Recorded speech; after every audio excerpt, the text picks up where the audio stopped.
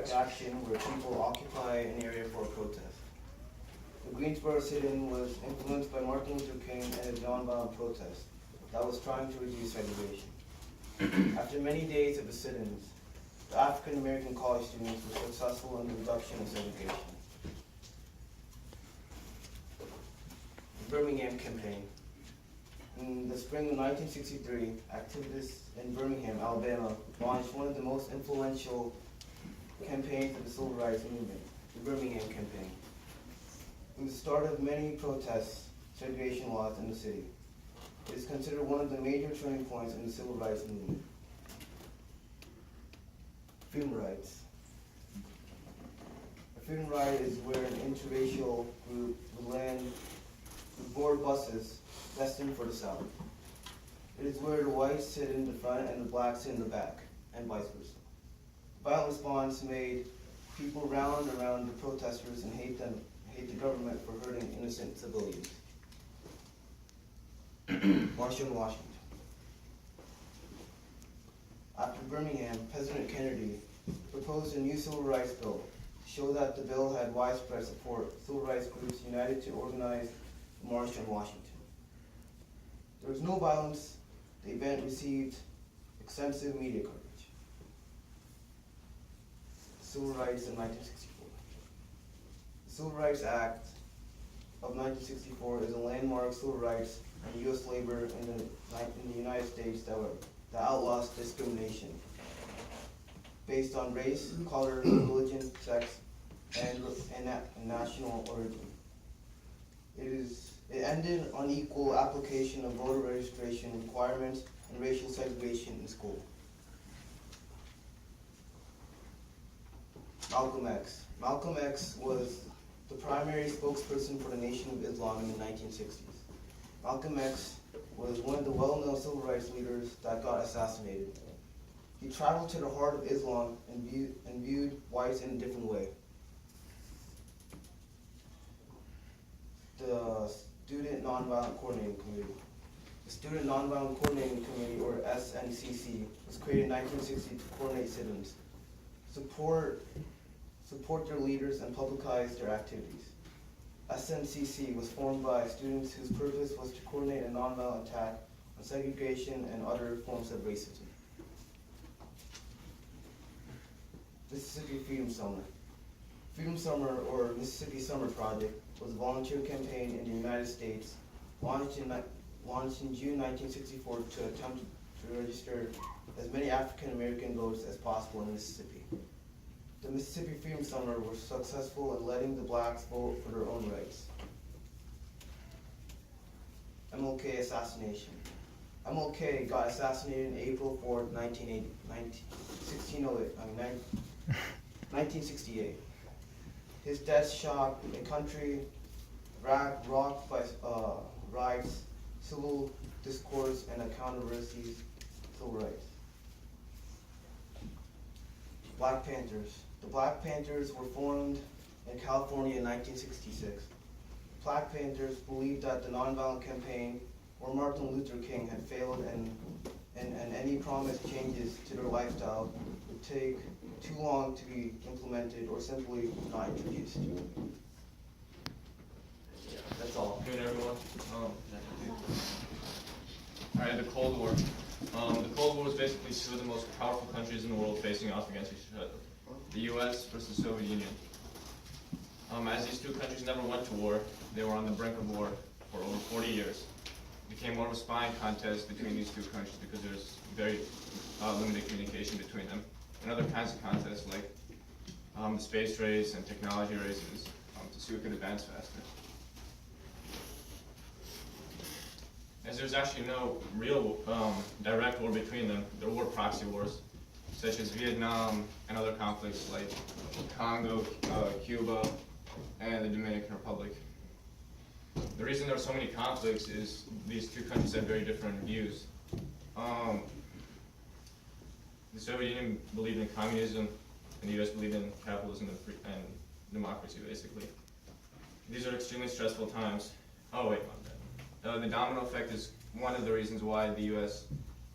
Intervened in so many cases is because they believe that if communism spread to one country, it would spread to the other countries very fast, so they try to make it a priority to fight those wars before it even started, try to eradicate communism. The Bay of Pigs invasion.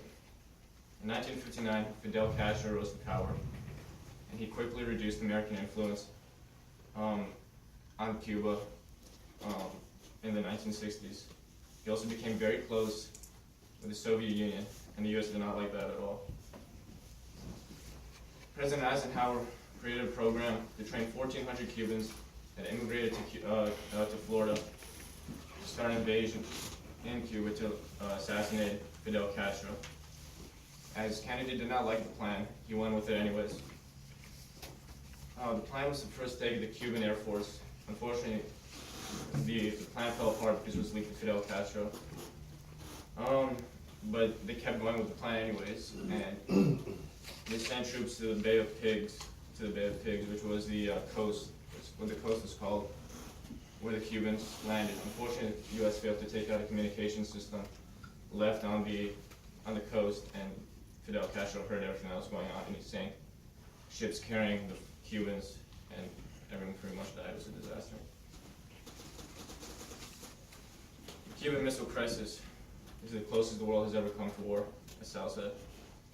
The Soviet Union started installing missiles on Cuba, partially due to the situation of the Bay of Pigs invasion. So they decided to install missiles there that were close enough to be able to reach the U.S. And the U.S. plane flew over Cuba and saw what was going on there. When Kennedy learned about this, he informed the nation and created a naval blockade around Cuba, saying that if any Cuban ship crossed this line, that we would destroy the ship, causing nuclear war. A standoff occurred when Russian ships started approaching the blockade. After about a week or 13 days of very stressful times, a resolution was created that the U.S. promised it would not invade Cuba, and that they would also take away Turkish missiles facing Russia in exchange that Russia does not continue their project of creating missiles on Cuba.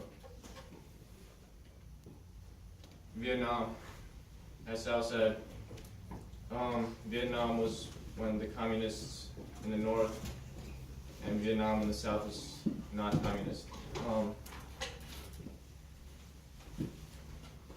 Kennedy and Eisenhower started the war, more as a way to flex American muscle to actually get into a full-fledged war. Soon after, though, Kennedy died, and the leader of the South Vietnam died too, and then President Eisenhower took power. President Eisenhower took power with a situation he didn't know a ton about. He wasn't informed very closely about it. Him and Kennedy didn't have the greatest relationship, mainly because President Johnson wanted to be president. Soon after President Johnson went into office, the Gulf of Tonkin situation happened, where a U.S. ship caught fire and there was an explosion on it, and they suspected that Vietnam had attacked them, which allowed President Johnson to go into a full war with Vietnam. From sending 11,000 combat soldiers out there before, he sent 550,000 troops, which didn't ever work because communism spread and Johnson's reputation was severely hurt because the country did not want to be in the war, and the country did not want to be in the war, but there was also the theory of the domino theory, so President Johnson was stuck between two places.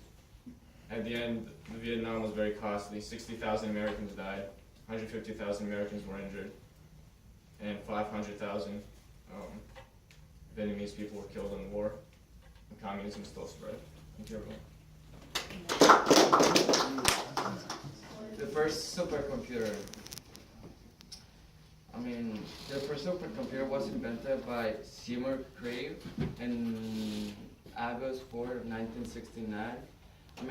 The supercomputer is not used for predictive weather. Like everybody knows when it's gonna rain. So the supercomputer do the work. The laser. The laser was invented by Theodore. It's used for right now. It's used for to use a Blu-ray like to see the movies and that kind of stuff. And now also the laser is how do you say? Acronym, sorry, my bad. And it stands for light amplification by simulate emission of radiation. The GPS, like the GPS we use it to travel, I mean, it's better than a map, so everybody uses it for travel. And it was created in 1967, and yeah. DRAM. The DRAM it means dynamic random access memory, or DRAM. It's the first PC that was created. It is used to store temporary data, and you always need to have energies, because energy every few milliseconds. So if it doesn't have energy every milliseconds, it's not gonna work. So the AT&T satellite. The AT&T satellite is called Telstar 1. It was the first satellite for communication, like use your phone. It was used for your phone, and also the NASA used it for the stuff for the NASA, like searching stuff. Chase. The Chase was the first video game for a TV. Like right now, the Xbox, you need to have a TV to play it on the Xbox. And the guy who created, he created when he was working for company for television. Like he just I think he was boring, and he just I want to do like a video game for the TV. He created a video game called Chase.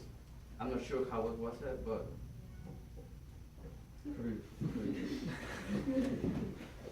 Let's the LED is means light emitting diode.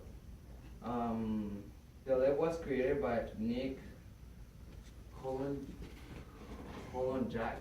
I'm not sure how to say that.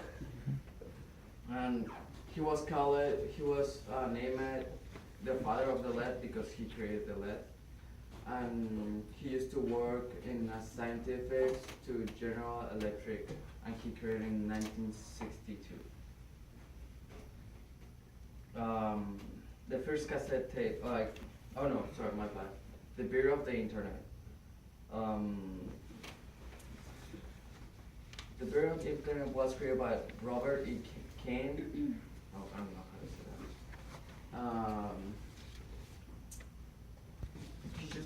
He created a network, and he also created the internet. So the network was called ARPANET or something. There's kind of like Google and that kind of stuff, or Bing, I don't know.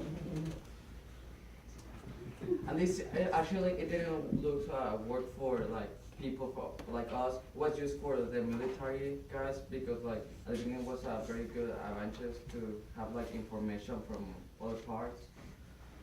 So basically it was that. And then the third tape cassette. It was the guy who created was Philip Ty. I mean, it was used to listen music. To when you can have a cassette in your pocket, and they created stuff so you can have headphones on and then walking in the streets and listen some music without having a big computer or something. It was